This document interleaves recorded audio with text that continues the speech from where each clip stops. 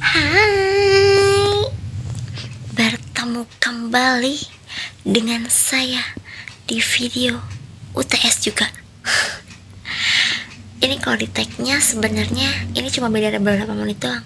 Cuma kalau di uploadnya pasti beda beberapa jam sesuai dengan nanti editnya kapan. Jadi selanjutnya aku akan membahas gimana sih perbedaan dari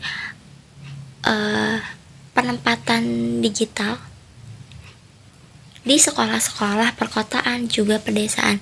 Tentunya mungkin teman-teman pasti ngerasa kalau di daerah desa, daerah kota itu benar-benar beda. Terdapat kesenjangan yang kota memang pasti lebih unggul gitu dari segalanya.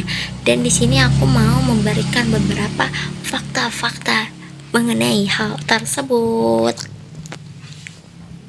Oke, jadi data yang pertama ini dari Kemendikbudristek tahun 2023, di mana hampir 80%-nya itu SMA di Indonesia telah memiliki akses internet gitu. Tapi kualitasnya beda jauh. Misalnya nih, di kota-kota besar kayak Jakarta, Surabaya, dan sekitarnya, kota-kota, ibu kota provinsi gitu, itu tuh koneksinya stabil, cepat, kira-kira sampai antara 20 sampai 50 Mbps gitu deh. Nah, kalau di pedesaan itu mungkin ada yang udah dapet internet gitu. Cuman berapa ya? Sekitar 50 sampai 60% aja gitu yang cuman punya koneksi internet yang bahkan itu tuh sampai sampai 20 Mbps gitu. Coba teman-teman bayangin kalau misalnya kita internetan. Kalau misalnya internetan itu kan kalau misalnya nggak sampai Mbps-nya yang tinggi banget tuh kan lemot banget gitu. Jadi wow, kelihatan banget bedanya dari segi internetnya aja gitu, udah beda gitu. Nah, next kita ke sekolah-sekolah di perkotaan itu kayak gimana sih fasilitasnya. Tentunya kota-kota ini kan lebih terjangkau dengan pemerintah, lebih gampang untuk ditemui gitu ya. Jadi misalnya kita melihat sekolah-sekolah di perkotaan ini lebih lengkap fasilitasnya, mungkin udah ada lab komputer, proyektor di setiap kelas, bahkan gitu kan juga mungkin ada perangkat-perangkat digital yang digunakan seperti Google Classroom dan kegiatan lainnya yang menggunakan digitalisasi gitu kan. Nah, dimana pastinya guru-guru di perkotaan ini sekitar hampir 80%-nya telah memiliki profesionalitas atau kompetensi di bidang keahlian TIK gitu, dimana guru-guru ini pun memiliki gitu keahlian TIK yang mana bisa mengajarkan kepada siswanya terkait literasi digital dan sebagainya. Jadi guru-guru ini aktif dan paham terhadap TIK, juga menyalurkan bagaimana kepemahaman TIK-nya tersebut kepada murid-muridnya gitu, yang mana efektivitasnya akan semakin lancar, nilai-nilai ujiannya juga semakin bagus, dan bahkan dikatakan bahwa siswa-siswa di perkotaan itu 15% lebih tinggi peluangnya untuk masuk perguruan tinggi dibandingkan dengan siswa-siswa yang ada di pedesaan. Kenapa? Yuk kita lihat gimana fasilitas siswa-siswa di sekolah-sekolah pedesaan.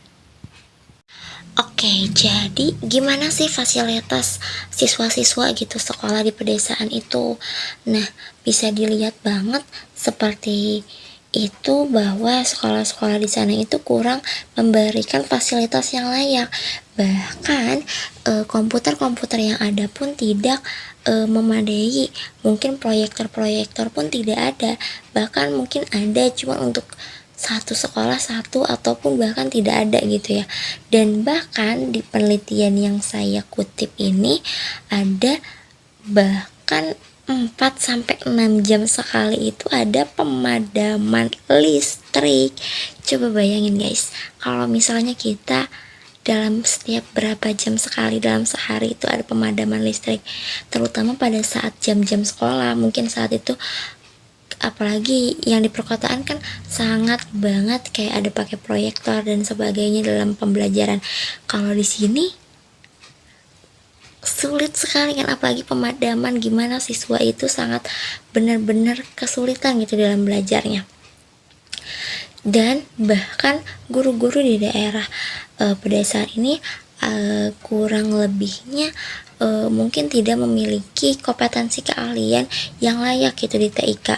Jadi mungkin beberapa sudah memiliki kompetensi keahlian untuk mengajarkan siswa terkait teknologi informasi komunikasi, namun juga ada beberapa yang perlu dibantu gitu ya.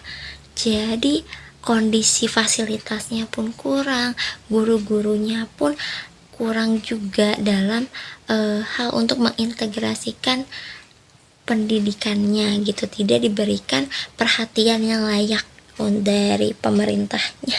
Iyalah. Nah, jadi pastinya di daerah sana itu lebih menggunakan buku-buku konvensional dan sebagainya gitu. Mungkin bisa dipahami kalau banyak yang metode pembelajarannya itu ceramah, dan ya mungkin karena emang situasinya mengharuskan seperti itu, guys. Kesenjangannya yang benar-benar terlihat sangat berbeda. Nah, jadi apa sih gitu dampaknya dari perbedaan fasilitas juga hal-hal yang didapat siswa dalam pembelajaran di pedesaan juga perkotaan. Nah, yang bisa kita lihat itu terdapat perbedaan yang begitu jauh, terdapat kesenjangan dari segi fasilitas, dan tentunya juga terdapat kesenjangan dari hasil belajar karena proses belajar mereka pun berbeda. Dengan fasilitas yang berbeda, tentunya hasilnya pun akan jadi berbeda. Seperti itu. Terus juga pada saat ini Indonesia atau kita dunia ini sedang melaksanakan yang namanya keterampilan abad 21 gitu ya, yang begitu penting gitu untuk menerapkan bagaimana teknologi ini gitu. Jadi untuk masyarakat siswa-siswa di pedesaan itu kurang untuk mendapatkan keterampilan tersebut gitu. Sedih sebenarnya, karena keterampilan abad 21 itu yang dianggap penting untuk masa depan siswa. Seperti itu. Jadi yang bisa disimpulkan adalah perlunya pemerataan. Ya, mungkin memang benar digitalisasi sudah merambah bahkan ke pedesaan. Tapi apakah digitalisasi itu sudah menyebar dengan sebaik itu? Apakah semerata itu? Gitu. Jadi yang kita perlu diskusikan atau kita perlu renungkan gitu, apa sih gitu yang paling penting itu adalah yang pertama ada perluas jaringan internet. Mungkin di sebagian daerah-daerah kan internet belum banyak, bahkan mungkin mahal, anak-anak sih sulit untuk menggapai internet itu. Jadi diharapkan kepada pemerintah untuk betul, menyebarluaskan internet itu dengan baik dan benar, terutama ke daerah-daerah pedesaan yang belum tercapai itu internetnya, yang bahkan masih berapa Mbps itu. Nah, selanjutnya ada bantuan perangkat belajar gitu. Ya mungkin pemerintah sudah melaksanakan berbagai bantuan-bantuan gitu kan. Hanya saja tolong lebih diperhatikan bagaimana sekolah-sekolah di pedesaan itu, bagaimana anak-anak tersebut yang tentunya mereka memiliki harapan masa depan yang sama dengan anak-anak yang di perkotaan, begitu. Dan selanjutnya adalah guru-guru di daerah desa-desa diharapkan diberikan pelatihan yang cocok, yang pas terkait keterampilan abad 21 ini. Jadi apabila gurunya sudah mengerti, anak-anaknya akan lebih terbimbing gitu.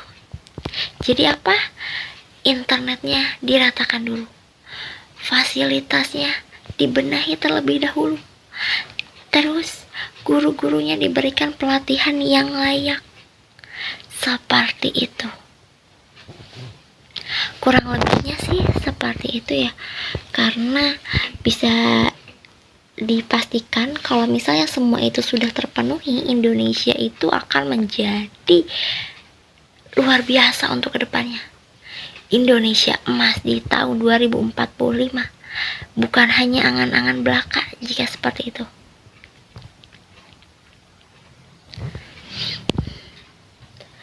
Terus apalagi ya? Ya, pokoknya ingat 3 itu aja untuk pemerataan. Gimana sih untuk kita mempersempit perbedaan dari perkotaan dan pedesaan gitu. Jangan terlalu memperluas perbedaannya gitu. Karena setiap anak-anak bangsa memiliki masa depan yang sama. Pokoknya kita nggak boleh membanding-bandingkan untuk fasilitasnya aja gitu. Kita harus memberikan fasilitas yang rata kepada semua anak-anak bangsa kita untuk Indonesia Emas 2045. Semangat guys. Sekian video yang bisa sampaikan. Semoga bermanfaat dan semoga Indonesia menjadi lebih baik. Amin. Sekian. Wassalamualaikum warahmatullahi wabarakatuh. Bye bye.